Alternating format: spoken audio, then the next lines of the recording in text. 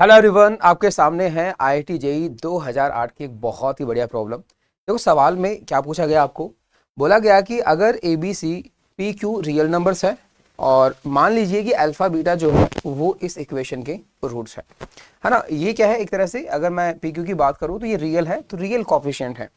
इसी तरह से अल्फा 1/बीटा रूट्स है इस इक्वेशन के, और इसके जो कोफिशिएंट है ए बी सी जो आपको दिख रहे हैं ए टू बी और सी, ये भी कैसे हैं, रियल है। और साथ में बोला गया कि जो बीटा स्क्वायर है वो -1, 0 और 1 नहीं हो सकता, और इसके बेसिस पे आपको दो स्टेटमेंट है वो चेक करने हैं। पहला स्टेटमेंट है b square minus q into b square minus a c greater than equal to 0, और दूसरा है b is not p a या फिर c is not q a. ये दो स्टेटमेंट आपको दिख रहे होंगे। अब देखो यहाँ पर ये जो स्टेटमेंट है वो क्या जानना चाह रहा है वो आप देखो, और कहीं ना कहीं इनके बारे में जो हिंट है वो क्वेश्चन में गिवन है। हिंट क्या है, इसमें बोला गया कि जो अल्फा और बीटा है वो इसके रूट्स है, और इसमें बोला गया कि अल्फा और 1/बीटा है वो इसके रूट्स है। तो यहां से ये बात तो कंफर्म हो गई कि एक रूट कॉमन आ रहा है, एक रूट कॉमन आ रहा है, डेफिनेटली आ रहा है। लेकिन क्या दूसरा भी कॉमन हो सकता है? तो देखो यहाँ पर ये बीटा है और ये 1/बीटा है, तो मैं चेक कर रहा हूँ क्या ये बराबर हो सकते हैं। तो इसके लिए बीटा स्क्वायर क्या होना पड़ेगा, 1 के बराबर। और इस सवाल ने पहले ही मना कर रखा है कि बीटा स्क्वायर की वैल्यू 1 के बराबर नहीं हो सकती। यानी ये बात क्लियर हो गई, इन दोनों इक्वेशंस का एग्जैक्टली एक रूट कॉमन होगा। अब देखो यहां पर जब भी आपके सामने एग्जैक्टली एक रूट कॉमन हो तो वहां से एक बात जरूर क्लियर रहनी चाहिए हमेशा, कि दो इक्वेशंस जिनके कोफिशिएंट कैसे हैं, रियल हैं, और एक कॉमन रूट आ रहा है, केवल एक रूट, तो उन दोनों इक्वेशंस के रूट्स हमेशा रियल ही होंगे।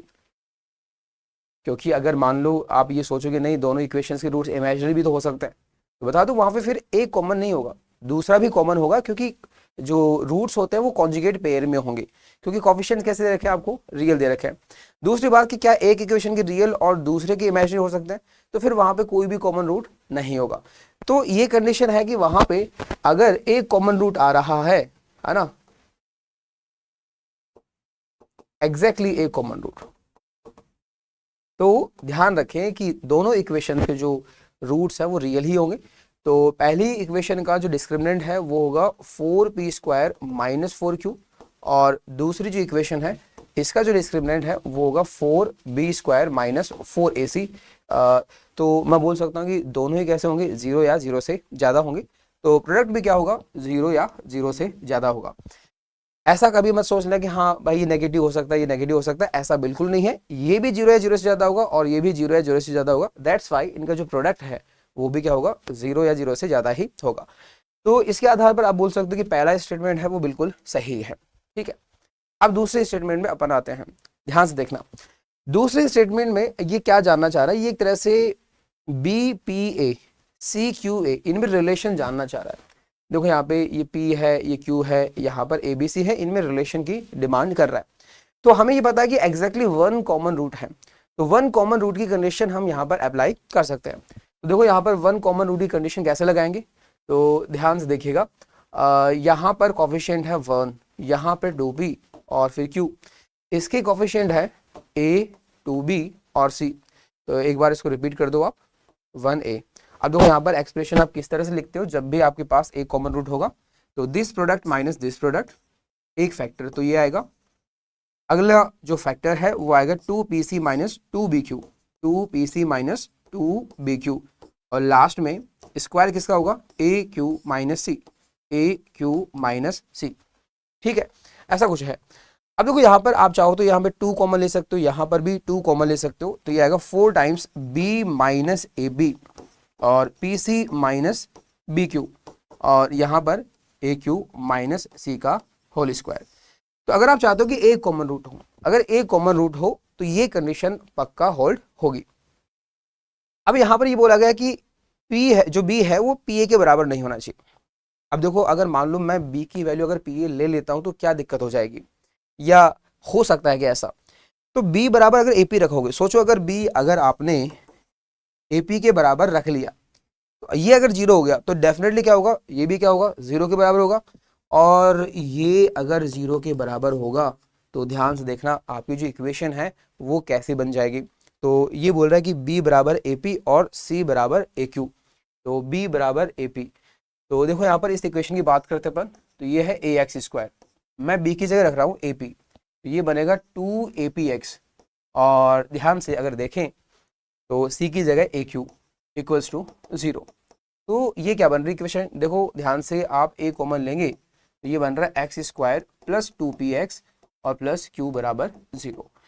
तो ये इक्वेशन कुछ इस तरह से बन गई। तो ये जो सेकंड जो इक्वेशन है वो कुछ ऐसी बन रही है, और ये तो बिल्कुल जो फर्स्ट इक्वेशन है उसी के क्या है, सिमिलर है। तो एक तरह से जो फर्स्ट इक्वेशन है और सेकंड इक्वेशन है उसके दोनों रूट्स ही कैसे हो जाएंगे, कॉमन हो जाएंगे।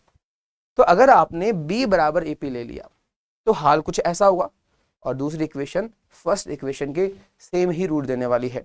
तो यहां से अपन कह सकते हैं कि ये स्टेटमेंट सही नहीं होना चाहिए, मतलब मैं ये कंडीशन नहीं ले सकता, मतलब b की जो वैल्यू है वो AP के बराबर नहीं होनी चाहिए। अब दूसरा सवाल ये है कि या फिर क्या मैं ऐसा कर सकता हूँ कि c की वैल्यू QA के बराबर ना लूं, है ना। तो इसका रिवर्स यहाँ पे बोलने की कोशिश की है। अब सोचो यहाँ पे अगर मैं c की वैल्यू AQ के बराबर ले लेता, अगर मैं c की वैल्यू AQ के बराबर ले लेता तो क्या यहाँ पे गलत हो जाता, चेक करते एक बार। अगर c की वैल्यू AQ के बराबर लेता तो या तो ये 0 के बराबर होता, या फिर क्या होता, ये 0 के बराबर होता। हमें ये बात पता है कि ये चीज 0 के बराबर नहीं हो सकती, क्योंकि अभी अभी अपन ने केस देखा कि ये भी 0 और ये भी 0, ये दोनों बात जो है वो किसको बताती है कि सेकंड जो इक्वेशन है वो फर्स्ट में सिमिलर ही हो जाएगी। तो हम एक काम करते हैं, इसको 0 नहीं लेते, हम इसको 0 करके देखते हैं। तो इसको अगर 0 करूंगा तो देखो क्या होगा, PC बराबर BQ, और C की वैल्यू तो आपने बोली है एक तरह से AQ के बराबर।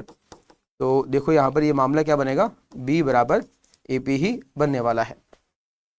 अगेन आप देख सकते हो ये कंडीशन वापस वही बन गई कि अगर जब आप इसको बराबर करते हो तो ये बराबर हो जाता है, और इसको बराबर करते हो तो ये बराबर हो जाता है। तो एक तरह से ये क्या है, दोनों कंडीशन सेम ही हो गई। तो अपन कह सकते हैं कि एक तरह से B इज नॉट PA या फिर C इज नॉट QA, आपको ये कंडीशन रखनी ही पड़ेगी। और ये बात सच है कि या तो ये कंडीशन रख लो, क्योंकि ये कंडीशन आप रखोगे नॉन जीरो तो ये अपने आप ही क्या हो जाएगा, नॉन जीरो।